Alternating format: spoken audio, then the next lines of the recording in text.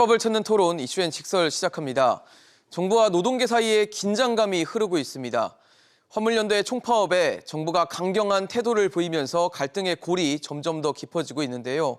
여기에 파업 노동자들에 대한 기업의 손해배상 청구를 제한하는 내용의 이른바 노란봉투법도 또 다른 뇌관으로 꼽히고 있습니다. 강대강 대치를 이어가고 있는 노정 갈등, 과연 어떻게 접근해야 할지 지금부터 이야기 나눠보겠습니다.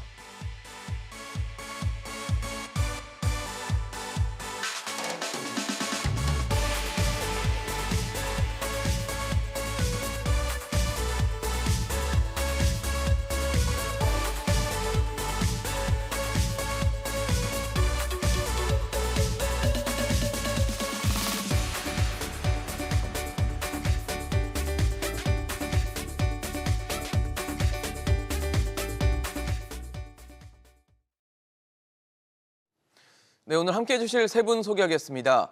한림대학교 최영기 객원교수, 고려대 노동문제연구소 김성희 교수, 박연미 경제평론가 나오셨습니다. 어서 오십시오. 안녕하세요. 안녕하세요. 네, 화물연대 총파업이 계속되고 있습니다. 28일에는 정부와 화물연대가 첫 번째 교섭 자리를 만들었는데 2시간도 안 돼 끝나면서 결국 빈손으로 종료가 됐습니다. 30일 날 다시 한 번 더 회의를 연다는 게 지금 현재로서는 계획인데 추가 협상이 그렇게 쉽지는 않을 것이다라는 전망이 나오고 있습니다. 한번 여쭤보도록 하겠습니다. 최영기 교수님 어떻게 보세요? 지금 첫 번째 협상은 사실 거의 입장차만 확인한 자리가 좀 됐습니다. 그렇죠. 그 화물연대는 정부가 막상 협상할 의지도 별로 없어가면서 오늘 국무회의에서 업무 개시 명령을 결정하기 위한 일종의 명분쌓기에 불과했다. 이렇게 이제 비판을 하고 있는데요. 다행인 것은 그래도 내일 다시 한번 만나기로 해서 전망컨대는 오늘 정부는 예정대로 업무 개시 명령을 국무회의에 의결을 하고 그 압박 카드를 가지고 내일 협상을 본격적으로 할 수도 있지 않을까 그런 전망을 해봅니다. 업무 개시 명령을 의결할 것으로 보시네요. 저는 그러리라고 봅니다. 지금 정부가 어저께까지 해놓은 얘기를 보면 오늘 안 하면 오히려 이상한 그런 상황이죠. 발언들을 봤을 때는. 예, 그러니까 오늘 국무회의에서 그걸 의결을 안 한다는 얘기는 뭔가 극적인 변화가 있다는 시그널로 봐야 되는 거죠. 김성희 교수님은 어떻게 보고 계십니까? 예, 당분간 이런 대치 국면은 계속되리라고 생각을 하는데요.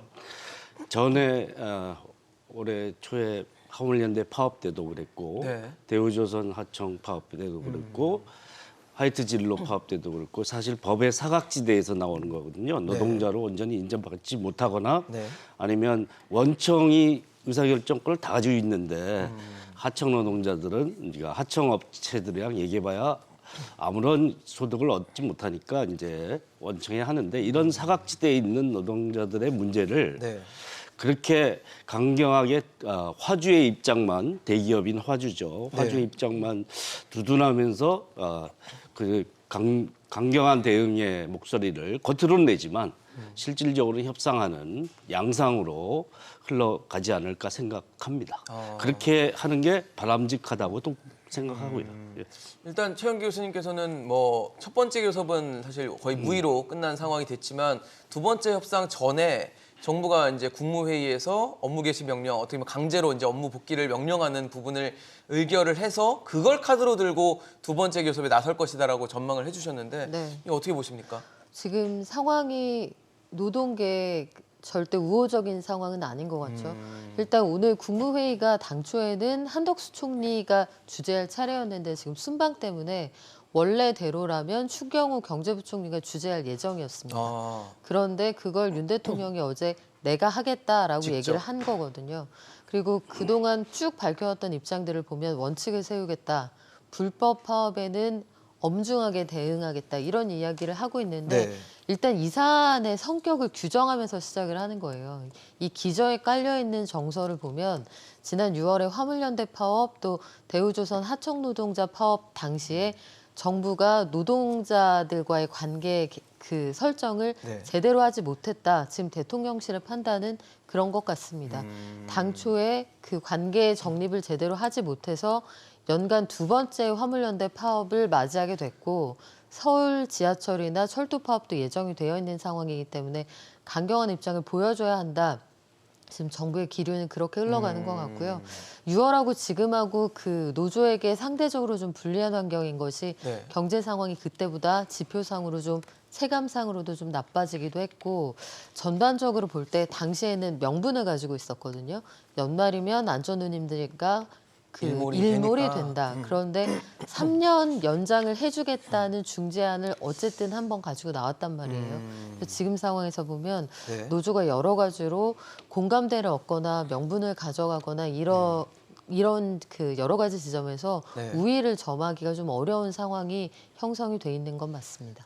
첫 번째 어떻게 보면 협상 자체가 결렬이 되고 여기서 이제 화물연대 노동계 쪽은 안전운임제를 영구적으로 좀 시행해달라. 그리고 품목도 지금 시멘트 품목과 또 수출입 컨테이너 쪽에 국한이 돼 있는 거를 더 확대해달라는 게 화물연대 요구였고요.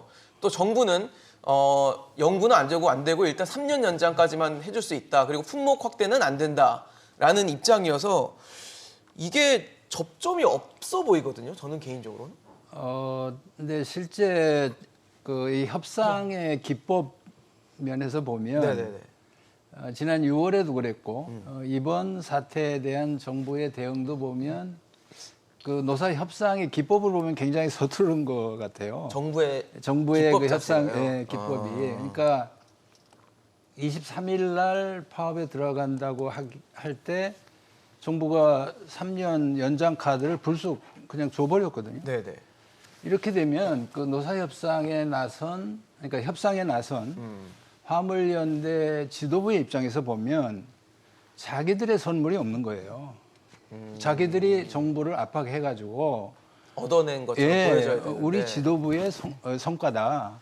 이렇게 내놓을 게 있어야 되는데 파업에 들어가기도 직전에 바로 3년 연장을 그냥 줘버리니까 그러면 파업을 시작한 지도부 입장에서는 파업을 끝낼 때 그 조합원들 차주들을 설득할 명분이 없는 없어지니까. 거겠죠. 그러면은 교수님 말씀대로라면 화물연대 쪽에서 왜 영구 시행을 주장을 하고 정부에서는 안 된다라고 한 상황에서 첫 번째 교섭을 하고 그 교섭들을 통해서 3년 연장이라는 중재안을 꺼내드는 게 더 맞다라는 말씀이신 거예요? 그랬죠. 그러니까 문재인 정부에서 사실 2년뿐이 안 해줬던 거거든요. 근데 윤석열 정부에서 3년 연장을 했기 때문에 사실 화물연대 입장에서는 이걸 아예 폐기하라. 그런데 3년은 일단 유지가 되기 때문에 폐기 문제는 3년 내에 처리해도 되는 거예요.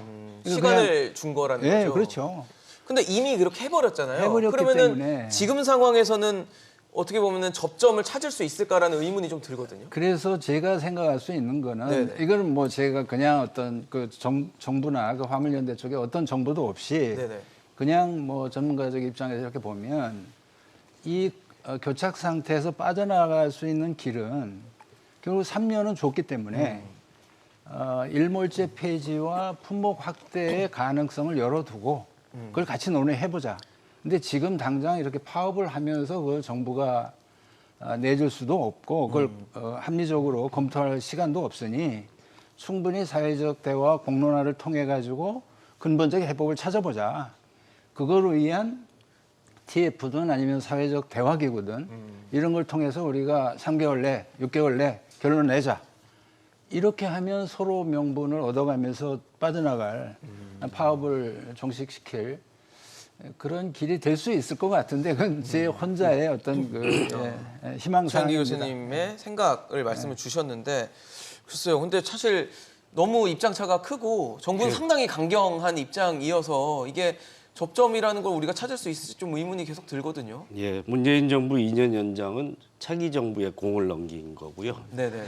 네, 이제 윤석열 정부의 3년 연장은 윤석열 정부 임기 내죠. 그렇겠죠. 그래서 이제 화물연대 입장에서 보면 그때는 지금과 같은 이 안전운임제의 타당성, 필요성, 중요성에 대한 네. 공감대가 또 한번 떨어질 거 아닙니까?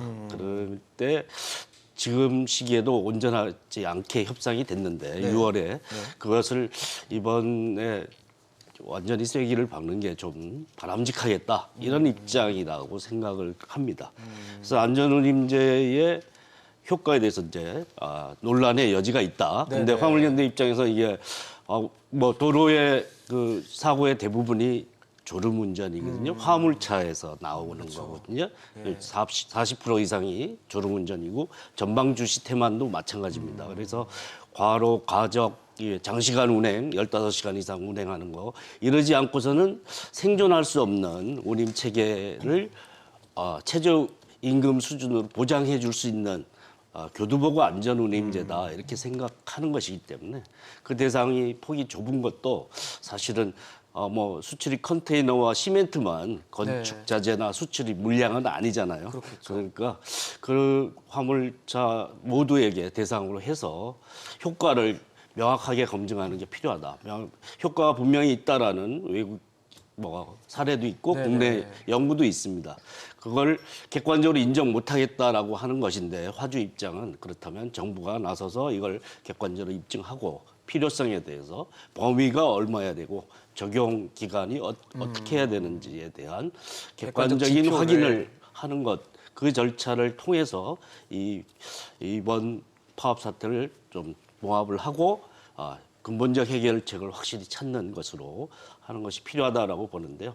화물연대가 그렇게 정부가 객관적으로 조사하고 TF 구성해서 결론을 허심탄회하게 내릴 거라고 뭐 믿지 않는 그런 것 때문에 좀 난관은 예상이 되지만 네. 그런 사회적 공감대를 확인하는 자리가 반드시 필요하다라고 생각합니다. 사실 뭐 품목도 넓혀주고 안전운임제 어떻게 할지 뭐 지금 그걸 논의를 하고 있지만 저는 핵심은 안전운임제라고 보는데 안전운임제를 바라보는 시선이 좀 다른 것 같습니다. 지금 교수님도 말씀 주셨지만 네. 정부는 뭐 일정 부분 효과에 대해서는 인정하는 듯한 뭐 모습도 보이긴 했지만 지금 안전과 연결을 지을 수 있는지에 대한 모호성을 원희룡 장관인 직접 입으로 또 얘기를 했고 일부는 뭐 후퇴한 부분까지 나왔다라는 발언까지 하다 보니까 안전운임제의 효과에 대해서 뭐 부정하거나 불신하는 듯한 스탠스를 지금 정부의 주무부처 장관이 갖고 있다는 건 어떻게 보면은 접점을 정말 찾기 어려워지는 거 아닌가라는 생각이 들거든요. 협상의 전략인데 일단 네네. 안전운임제를 시행함에 따라서 나타난 효과는 설문조사 결과란 말이에요. 그 일선에서 운행하시는 분들에 대한 어떠셨어요? 설문조사 결과인데 이게 일단 모집단이 좀 많진 않죠. 그러니까 표집의 한계가 좀 있기도 하고 설문조사에 기대고 있다 이런 것들은 해석하기 나름이다. 그러니까 공격당할 여지가 있는 거예요. 논리적인 구성에서.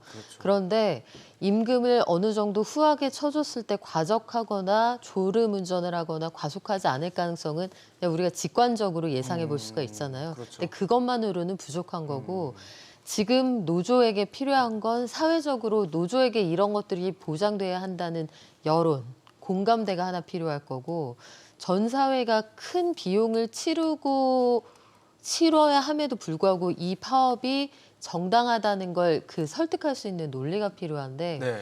여러 가지 여건이 좀 우호적이지는 않습니다. 6월하고 지금하고 근본적으로 달라진 여러 가지 상황을 보자면 그때 당시에는 근로자들의 과로에 따른 사망 이런 것들에 사람들이 가지고 있는 민감도가 상당히 높았어요. 대상 끝난 지 얼마 되지 않았기 때문에 정치적인 이슈, 사회적 어젠더에 대한 사람들의 경각심이 상당히 높기도 했고 그러네요. 긴 코로나19 와중에 택배기사들의 과로사에 따른 사람들의 인식이 굉장히 광범위하게 가지고 있는 그런 상황이었기 때문에 6월 당시에는 그래 화물기사들이 고생 많이 하는데 이런 부분들은 우리가 보장해야 돼. 여기에 대해서 국민들의 공감대가 좀 있었던. 탄탄하게 형성이 돼 있었거든요. 그런데 그로부터 한 5개월 뒤인 지금 현재 상황을 보면 일단 지금 시멘트하고 컨테이너 화물 차량에 대해서는 3년 연장한다고 했다. 네네. 그리고 추후에 상황을 보고 조금 더 얘기를 하자.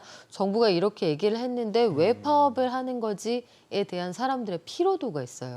그래서 거기에 대한 것들이 논리적으로 이걸 방어할 만한 반격의 카드가 충분치 않은 상황이기도 하고 지금 정부에서 이태원 참사 이후로 책임 소재를 추궁당하는 분들을 전면에 내세우면서 네. 중앙재난안전대책본부에서 기자회견을 했단 말이에요. 그러니까 중대본에서 했다는 건 업무 개시 명령을 중대본에서 논의할 수 있게 돼 있거든요. 법률상. 그러면 저 상황에서 이 지금의 일련의 파업 상황을 사회적 재난으로 규정을 하고 정부와 화물노조 간의 대화가 협상이나 교섭이 아니라 면담이라고 강조하는 그 일련의 과정의 흐름을 좀 보셔야 합니다. 그러니까 이게 대화, 타협 이런 대상이 아니라 소원수리처럼 무슨 얘기인지 한번 들어는 볼게 이런 입장이거든요. 그래서 정부에서 공식적으로 사용하는 단어를 보시면 파업이라고 표현하지 않습니다. 집단 운송 거부다 이렇게 이야기를 하고 있어서 결과가 이번에는 그 노조에게 유리한 쪽으로 흘러갈 것 같지는 않은데 그것과 별개로 장기적으로 이게 3년 뒤에 또 반복될 수 있는 문제잖아요. 그렇죠. 네. 그러면 근본적으로 여기에서 어떤 부분이 쟁점이 되고 정말 확대를 할 수 있는 여건인지 이게 정말로 전체적으로 우리 사회에 어떤 영향을 미치는지에 대해서는 네. 냉정하게 별도로 좀 고민해보는 시간은 필요할 것 같아요. 지금 잠깐만 예, 교수님. 말씀을 보태면 예. 예, 6월하고 지금하고 상황 차이가 많다라는 건 정부 기류, 정부의 윤석열 정부의 약간 위기의식 이런 것이 반영된 측면이 있다고 생각이 듭니다. 그래서 좀 더 강경 대응 기조가 더 강해질 거다. 네. 이런 예측은 가능하다고 봅니다. 네. 그때도 사실 강원 양 측면의 논의가 말이 다 있었거든요. 그러다가 이제 이 사안은 사실은 생존권 문제고 굉장히 힘든 사람의 문제고 그다음에 국민의 생명 안전과도 연결되는 문제다라는 측면에 좀 더 주목해야 된다는 목소리로 봉합이 된 건데 물론 큰 선물을 준 것은 아니지만 네네. 그냥 큰 해결책을 낸 건 아니고 미봉책 정도를 내긴 했지만 강경 대응 기조에서는 꺾였었거든요. 근데 지금은 강경 대응의 목소리가 좀 더 높아지는 윤석열 정부의 위기의식이 반영되긴 하지만 네. 그렇다고 이 사안이 달라졌느냐에 대해서는 그러니까 그때의 상황이랑 동일한 상황 맥락으로 자체는 같다. 봐야 된다. 정부의 대응 기조만 달라진 거다. 네. 이렇게 볼 필요가 있을 것 같습니다. 앞서 저희가 위기 경보 단계 변화도 좀 보여드렸는데 이런 상황들이 좀 최근에 긴장감을 좀 높이는 하나하나의 요소가 좀 되고 있는 것으로 보입니다. 일단 뭐 저희가 지금 관심, 주의, 경계, 심각까지도 이렇게 4단계로 나눠져 있는 위기 경보 단계 지금 최고 단계인 심각 단계까지 이미 다다른 상태고 여기에 이제 국무회의에서 업무 개시 명령을 심의하고 의결할 수 있다라는 가능성이 제기된 상황이기 때문에 더 걱정이 되는데 교수님은 아까 위기 경보 단계를 일단 심각으로 올린 상태에서 업무 개시 명령을 의결을 하고 이거를 다음 자리에서 다음 테이블에 협상 카드로 쓸 수 있다라고 말씀을 주셨는데 뭐 협상- 저는 예. 네, 좀 의문이 드는 게 뭐 협상 카드로는 쓸 수 있다고 쳐도 정말 발동이 될 것인가랑은 또 다른 얘기가 될 것 같다는 생각이 들거든요. 그러니까 발동을 하려면 국무회의 의결을 거치고 실제 집행은 국토부 장관이 하도록 돼 있어요. 그러니까 명령서가 개인 차주한테 전달이 돼야 되거든요. 그래서 내가 이 명령을 받았어. 그러니까 내일 반드시 업무 복귀해야 돼. 이걸 인지를 해야 처벌할 수 있습니다. 그렇기 그럼 때문에 물리적 시간이 좀 소요가 네, 되겠네요. 그렇습니다. 그러니까 국토부 장관이 그것을 실제 집행하는 절차가 네네. 명령 그냥 정보 발표한다고 해서 바로 발효되는 게 아니고 국무회의 의결됐다 그래서 바로 되는 건 아니고 아니다라는 네, 거잖아요. 국토부 장관이 실무적으로 그걸 집행을 해야 됩니다. 그러니까 약간의 인터벌이 있고요. 예. 지금 이 화물연대 실제 주력 그 파업 세력들은 이미 3년이 연장된 차주들이에요. 그러니까 세멘트와 네, 컨테이너 쪽. 예, 컨테이너 쪽은 3년 연장이 됐기 때문에 자기들이 본래 파업의 주력군이었던 이 사람들은 이미 얻을 걸 얻었다고 봅니다. 그러니까 완전히 동력이 이걸- 좀 떨어졌다. 네, 그렇죠. 일몰제를 완전 폐지하라고는 3년 시한이 있기 때문에 네네.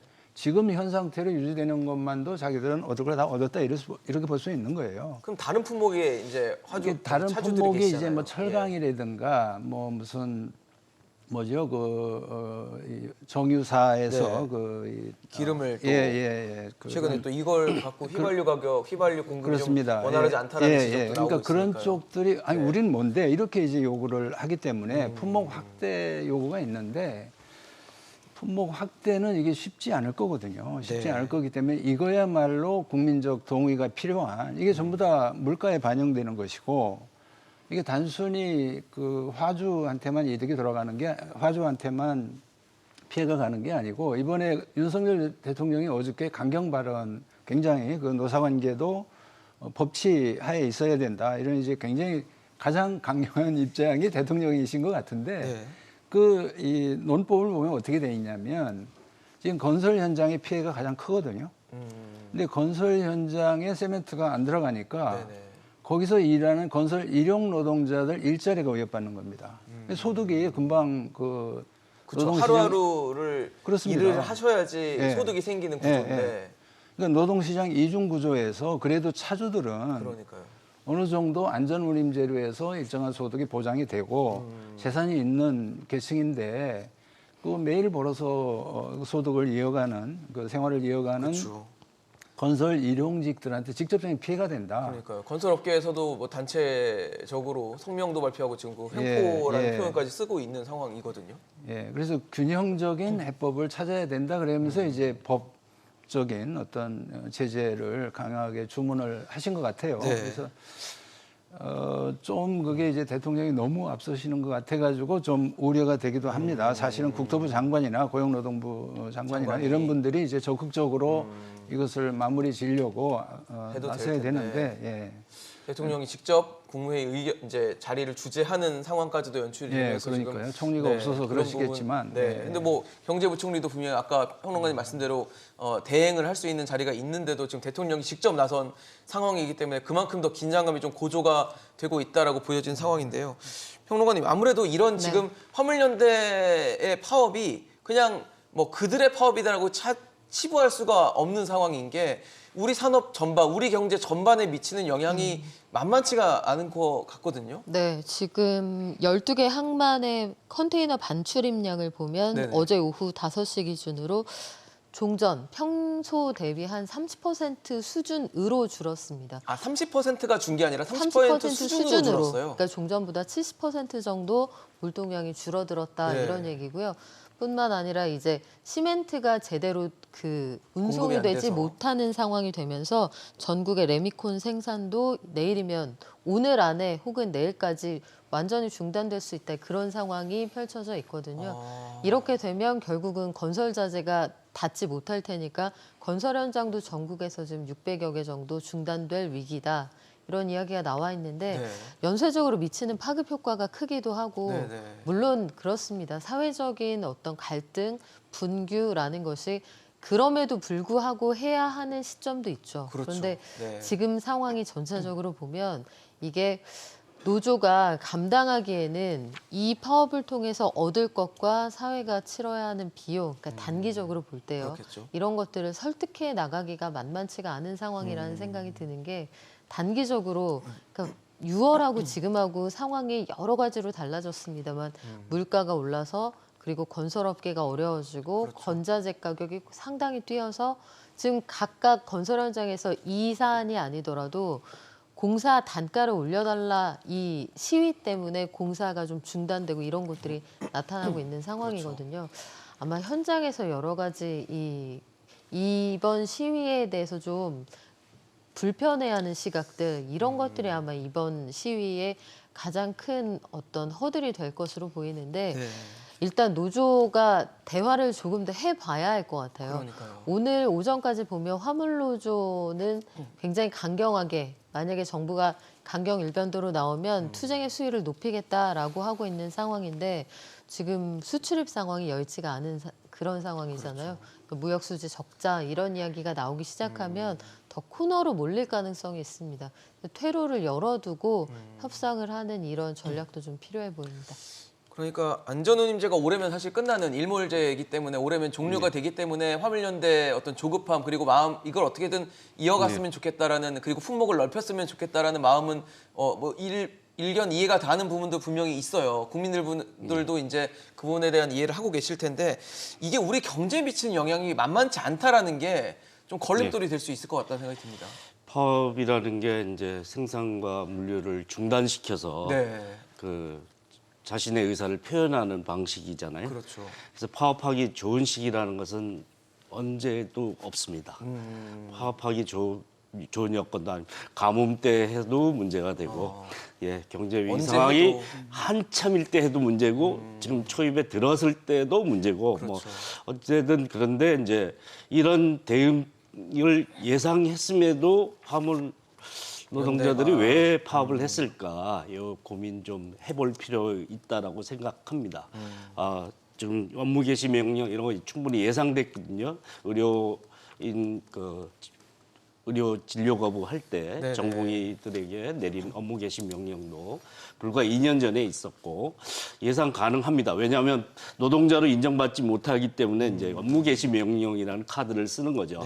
네. 노동자로 인정받는 그 노동자들의 파업이었으면 예, 다른 손배소 가압류나 또는 다른 형사처벌 카드로 압박을 했을 텐데 이런 상황을 예상했음에도 불구하고 이 경제 위기가 운이되는 시기에 화물연대가 파업을 한 것은 이 안전운임제가 가지는 생존권의 마지노선이라는 점을 좀 더 확인시키고 싶다. 사회적으로 각인할 필요가 있고 사회적으로 인정받을 필요가 있다라는 그런 몸부림이라는 점을 또 이해하는 것도 필요하다고 생각합니다.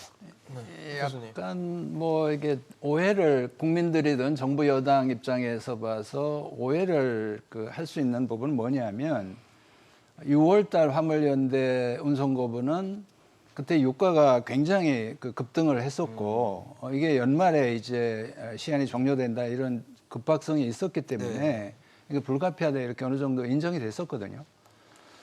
근데 지금은 정부가 뭔가 하긴 할 것 같다고 다 약속을 했었고 6월달에 하겠다 연말까지 연장하겠다 약속을 했었고 국회에서 그게 이제 법 개정이 안 되고 있었는데 이번에는 그게 기획이 된 거겠죠. 민주노총이 주도하는 총파업, 총력투쟁의 선봉부대처럼 화물연대가 나선 거예요. 그러니까 공공부문의 여러 비정규직, 뭐 지하철, 철도, 그래서 물류를 가지고 정부를 압박하는. 그러니까 약간 정치적 공세. 그리고 마침 또 국회에서는 노란봉투법을 가지고 이게 노동자들의 권한을 보호하기 위해서. 이건 불가피하다 이렇게 하면서 정치권과 노동계가 어떻게 보면 정치적 공세를 펴는 것 같은 이런 의미가 여기 얹어져 있기 때문에 정부도 이렇게 공권력이 무력하게 이런 걸 방치하고 이 위기 시기에 그리고 건설 현장에 저런 눈에 보이는 피해가 있는데도 불구하고 정부가 속수무책 그냥 있는다는 게 이게 맞냐 이런 저는 판단할 수 있다고 봅니다. 그래서 특별히 화물연대의 어떤 버릇을 고쳐놓겠다 이런 거라기보다는 죄송합니다. 지금 상황이 민주노총의 총파업 총력투쟁이라는 이 전체 흐름이 정치적 공세로 읽힐 수 있기 때문에 화물연대한테는 굉장히 불리하다. 저는 이렇게 봅니다.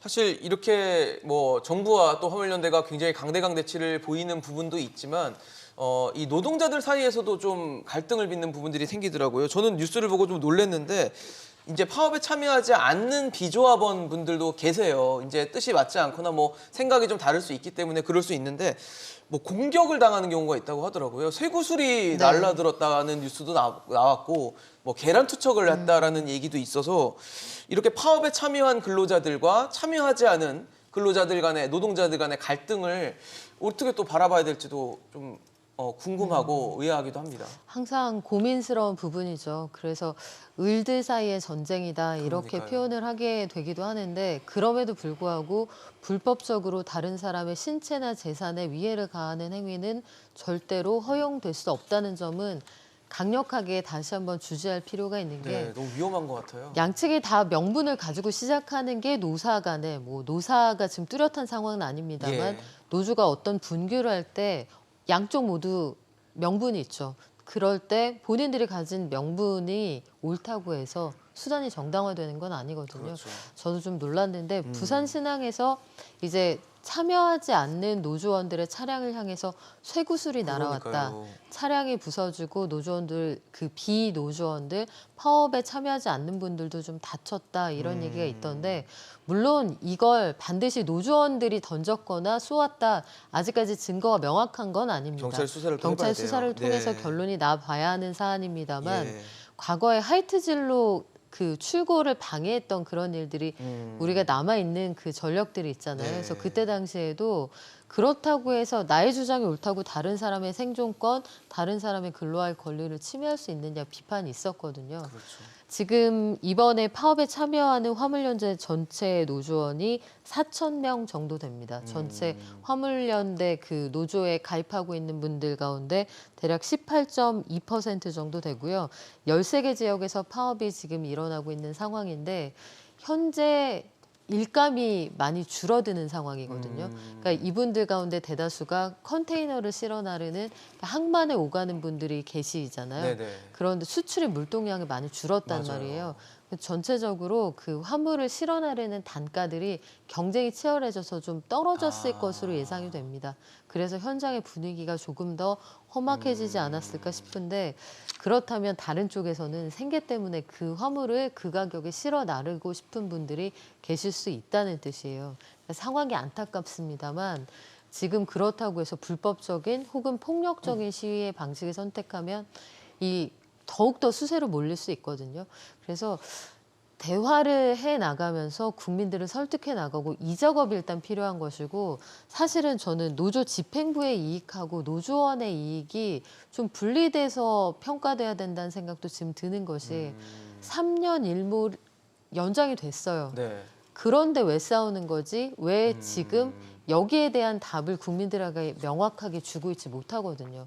우리가 여러 가지 불편을 감수함에도 불구하고 여러분들의 이익이 중요합니다라고 동의를 해주려면 네.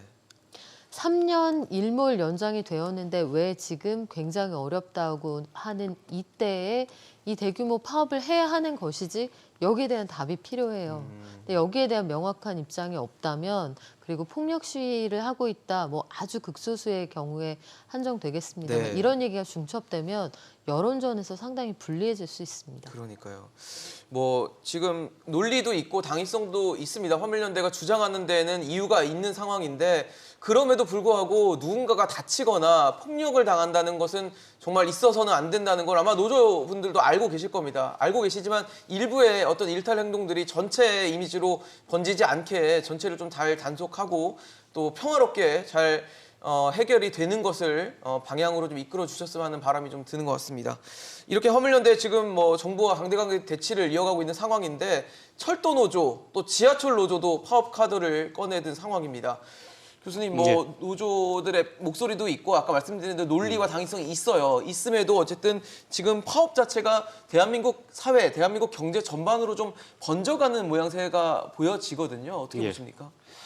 예, 그 화물연대 파업에서 3년 일몰제를 3년 연장을 네. 했는데, 근데 하는 이유는 유류비 증가 이런 거에 폭탄이 뭐 컨테이너 운송과 시멘트 운송에만 폭탄이 되는 건 아니잖아요. 아니니까. 딴 사람들은 굉장히 힘들다라는 거죠.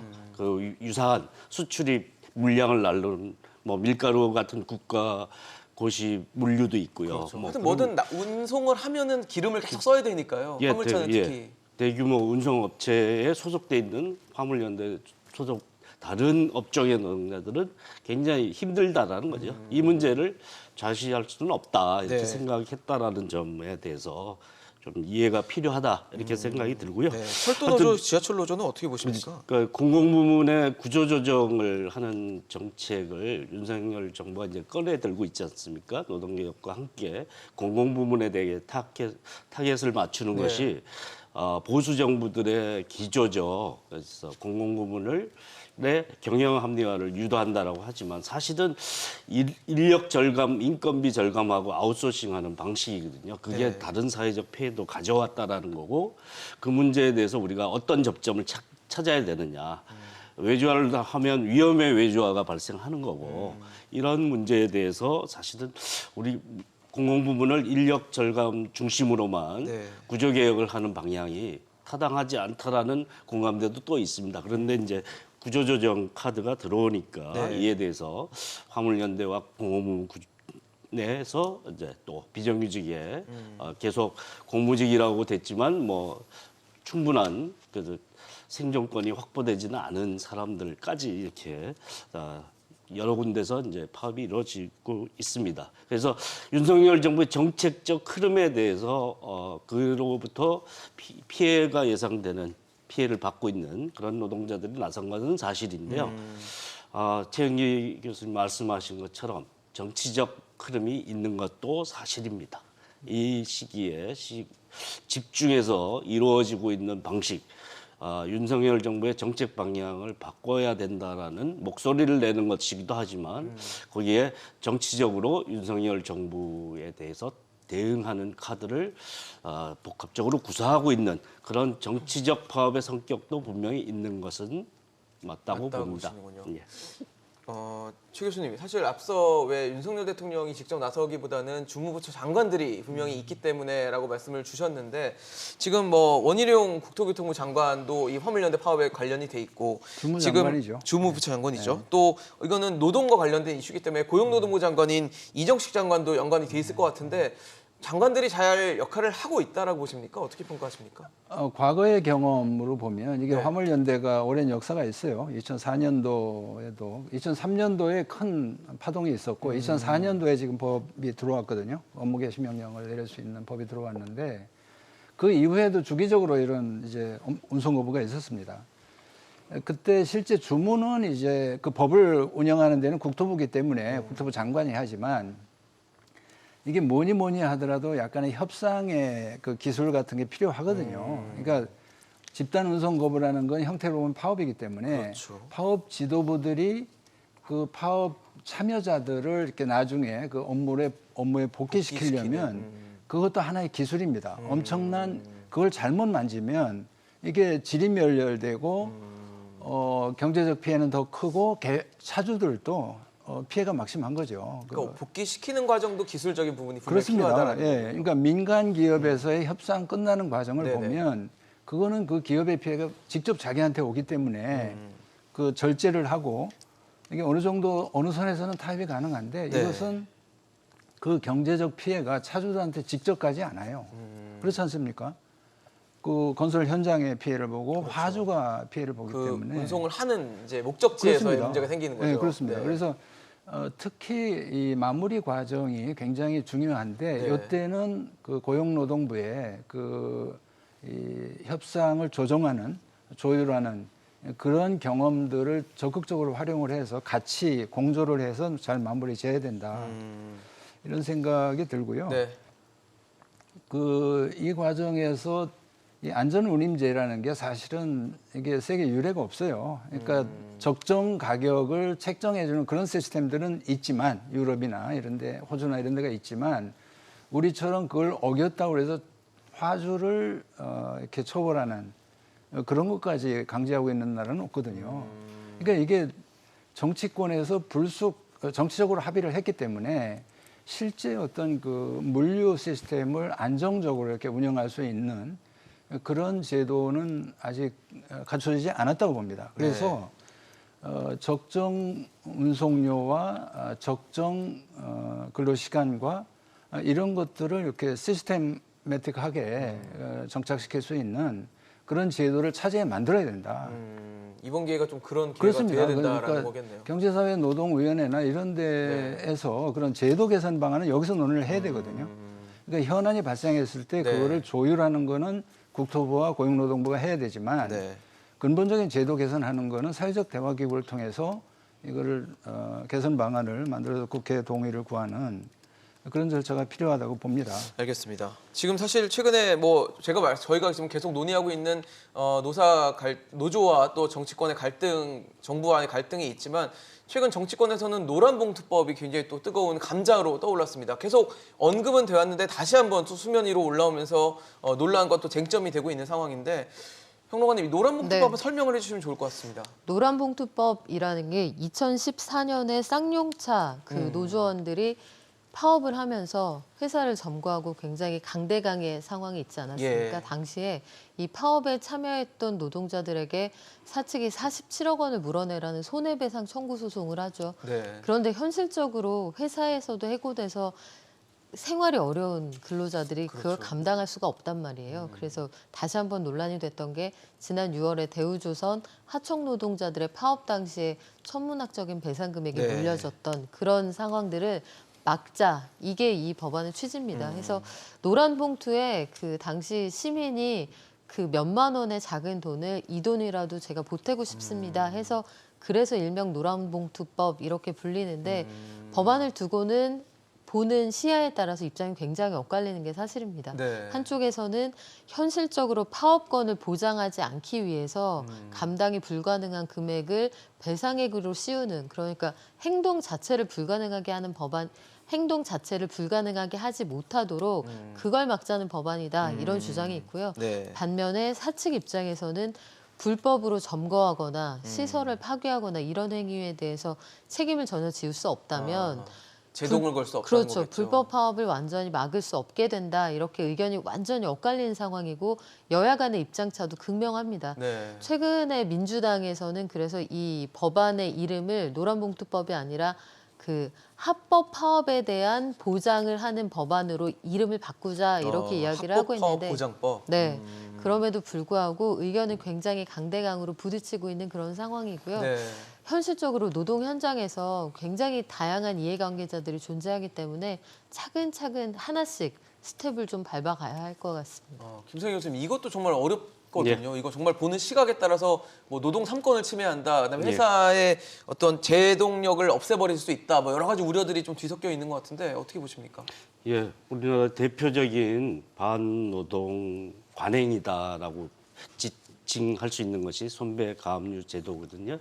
근데 이제 노동 상권도 헌법상 권리인데 이 법률로 해석을 할 때는 민법의 재산권 침해에 종속되는 것으로 노동상권을 규정해 보면 헌법적 권리가 사실 법률에 의해서 제한되는 것이 되는 거죠.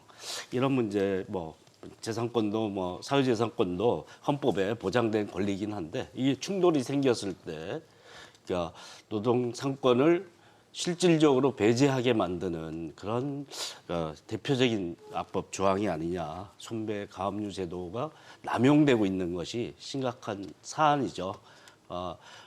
파업을 하게 되면 무조건 손배 가압류를 걸고 시작하는 이런 상황까지도 남용 정도가 심각하죠. 그런 문제를 이게 회복 불가능한 손실이 아님에도 불구하고 손배 가압류가 남용되고 있는 문제를 제재는 분명히 필요하다 이렇게 생각합니다.